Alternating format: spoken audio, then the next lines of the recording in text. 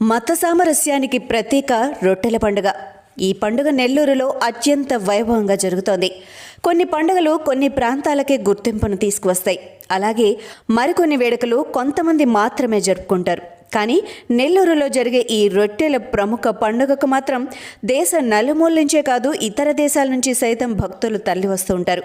గతంలో ఈ పండుగ ముచ్చటగా 3 రోజులు మాత్రమే జరిగేది. ఈ రొట్టెల పండుగ నెల్లూరు జిల్లాకే విశిష్టతను తెచ్చిపెట్టింది. కోరిన కోర్కెలు తీర్చి సంబరాల రొట్టెల పండుగ ప్రతి ఏటా మొహరం నెల ప్రారంభమైన తర్వాత వచ్చే 11వ రోజు నుంచి 3 రోజుల పాటు జరుగుతుంది. ఈ పండుగ వెనుక ఘనమైన చారిత్రక నేపథ్యమే ఉంది. ఈ పండుగకు 360 సంవత్సరాల ఘన చరిత్ర ఉంది. 1651లో సౌదీలోని మక్కా షరీఫ్ నుంచి 12 మంది వీరులు సంచరిస్తూ భారతదేశానికి వచ్చారు.